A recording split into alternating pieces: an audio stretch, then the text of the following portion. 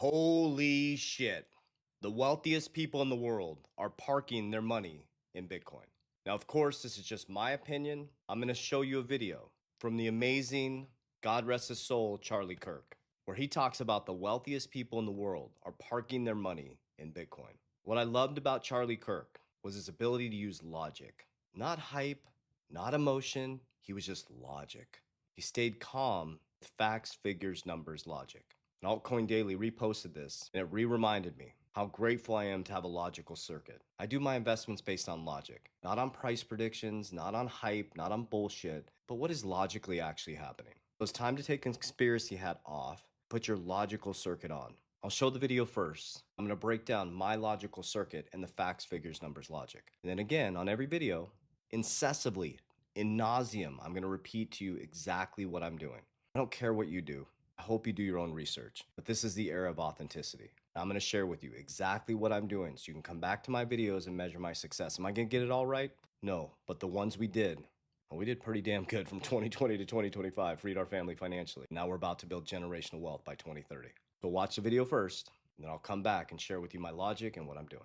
The reason why I think we should have a strategic Bitcoin reserve, I know you guys had Michael Saylor on your show, and I think he's onto something.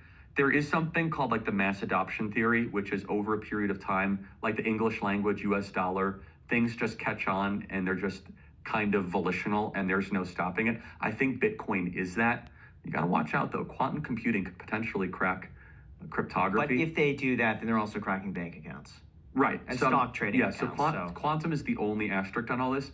But I think Saylor is onto something very profound, which is that because Bitcoin is a scarce, legitimately scarce resource, that it's probably going to go nowhere but up. So Saylor makes a very provocative argument that Bitcoin could go up 10x over the next 10 years or something like that, which therefore if we start a Bitcoin strategic reserve, it could pay for the national debt and basically cover our losses on the deficit.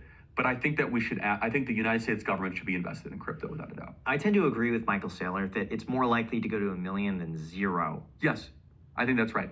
And by the way, so you have a problem with the world's richest people. They don't know where to put their money. So there's only so many penthouses in London and Paris that they could buy. There's only so many ranches in Wyoming that they could buy. And so we had this problem. So you create all this money, the money goes upwards to wealth inequality point. To your earlier point, the question is then, well, what do rich people do with money? There's only so many equities they can buy. There's only so many shares in NVIDIA and Apple and Microsoft that they could justify. Well, money needs to find a home, and it's found a home in Bitcoin. And so once it has mass adoption, and literally the wealthiest families on the planet are starting to park serious monies in Bitcoin.